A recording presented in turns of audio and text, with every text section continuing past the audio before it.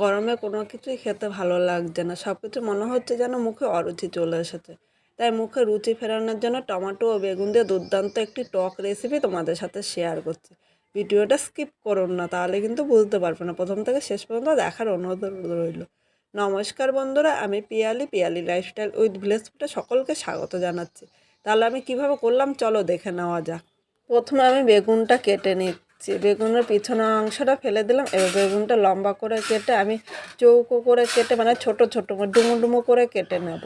এইভাবে কিন্তু বেগুনটা কাটতে হবে। আর গরমে তো আমাদের সেরকম কোনো কিছুই খেতে ভালো লাগে না, তাই ভাবলাম মুখে রুচি ফেরানোর জন্য তোমাদের সাথে একটা রেসিপি শেয়ার করি।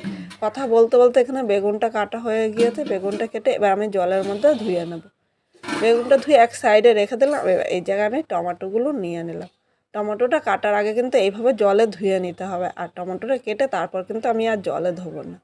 এবার টমেটোগুলো নিয়েছি। টমেটোর পিছনের অংশটা একবার কেটে আমি বাদ দিয়ে দিলাম। এবার একটা টমেটো 4 পিস করে নিয়েছি। এখানে আমার পাকা টমেটো, তার বেশি কিন্তু আমি ছোট করব না। আর তোমাদের কাছে যদি কাঁচা টমেটো থাকে তাহলে আর একটু ছোট ছোট করে পিস করে নিতে পারো। এইভাবে সব কটা টমেটো আমি কেটে নিচ্ছি। এখানে আমি মোট 6টা পাকা টমেটো কেটে নিয়েছি। তোমরা তোমাদের ইচ্ছে মতো কিন্তু টমেটোটা কম বেশি নিয়ে নিতে পারো। এবার একটা কড়াই বসিয়ে দিয়েছি। কড়াইটা একটুখানি গরম করে নিয়েছি। এর মধ্যে একটা মশলা তৈরি করে নেব। এখানে 1 চামচ জিরা দিয়ে দিলাম। এর সাথে একটা শুকনো লঙ্কা দিলাম। মিডিয়াম আগুনে আমি হালকা ভেজে নেব, খুব বেশি কিন্তু ভাজবো না। আর শেষে এই মশলাটা দিলে কিন্তু দুর্দান্ত লাগবে খেতে।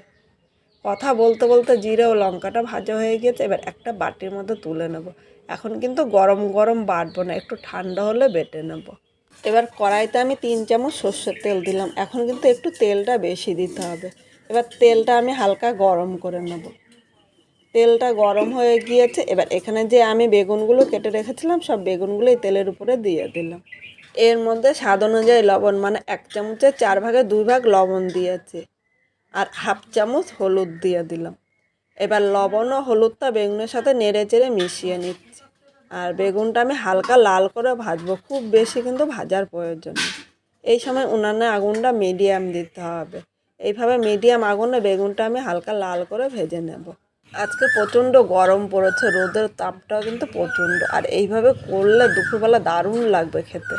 মিডিয়াম আগুনে 5 মিনিট বেগুনটা হালকা লাল করে ভেজেছি। এর থেকে কিন্তু বেশি ভাজবো না। এবার বেগুনগুলো আমি তুলে নিলাম।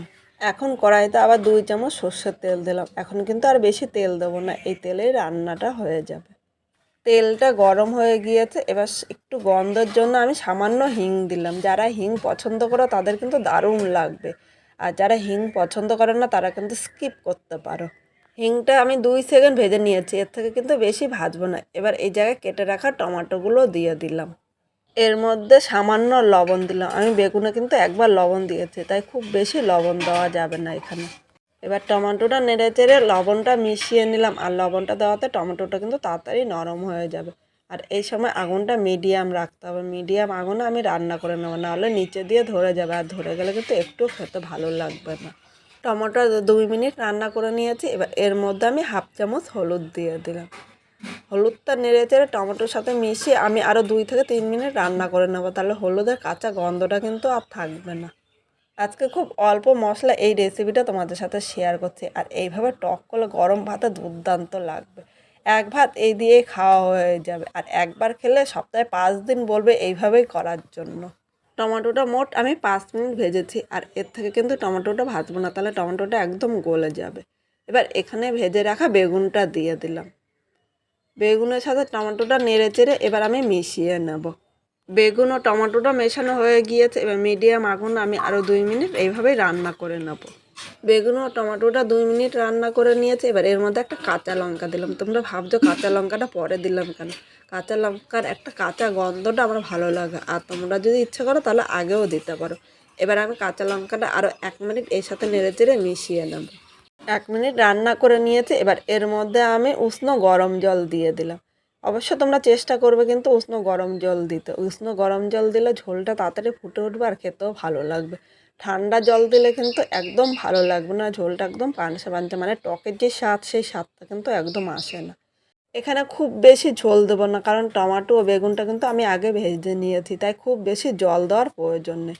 এখানে আমি সামান্য জল দিলাম। এবার 2 থেকে 3 মিনিট এইভাবে রান্না করে নেবো, তাহলে এর মধ্যে কিন্তু ঝোলটা ফুটে উঠবে। টকটা ফুটে উঠেছে, এবার এর মধ্যে আমি 1 চামচ চিনি দিলাম। টকের মধ্যে একটু মিষ্টি না দিলে কিন্তু খেতে একদম ভালো লাগে না। এবার যে ভাজা মশলাটা আমি গুঁড়ো করে রেখেছিলাম, মানে জিরে ও লঙ্কাটা, এখানে কিন্তু পুরো মিহি গুঁড়ো করিনি, একটু দানা দানাভাবে গুঁড়ো করে নিয়েছি। এবার এই ভাজা মশলাটা উপর দিয়ে ছড়িয়ে দিলাম। এই টকের মধ্যে কিন্তু ভাজা মশলার গন্ধটা দারুণ লাগে। যারা এই ভাজা মশলাটা পছন্দ করে না তারা স্কিপ করতে পারে, ভাজা মশলা ছাড়াও কিন্তু দুর্দান্ত লাগবে। এবার চিনি ও ভাজা মশলাটা নেড়েচেড়ে মিশিয়ে আমি আরও 2 মিনিট রান্না করে নেব। তাহলে এই মশলা ও মিষ্টিটা কিন্তু এই টকের মধ্যে সুন্দরভাবে মিশে যাবে, আর গরম ভাতের সাথে দুর্দান্ত লাগবে খেতে।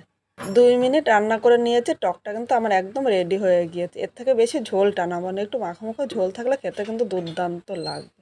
এবার আমি একটা পাত্রের মধ্যে নামিয়ে নিলাম। আর আমার আজকের রেসিপিটা কীরকম লাগলো কমেন্ট করে জানাতে কিন্তু ভুলো না। এরকম আরও নতুন নতুন রেসিপিতে নতুন বন্ধুরা চ্যানেলটি সাবস্ক্রাইব করে আমার পাশে থাকো, যাতে ভিডিও আপলোড করার সাথে সাথে তোমাদের কাছে নোটিফিকেশন পৌঁছিয়ে যায়। ধন্যবাদ।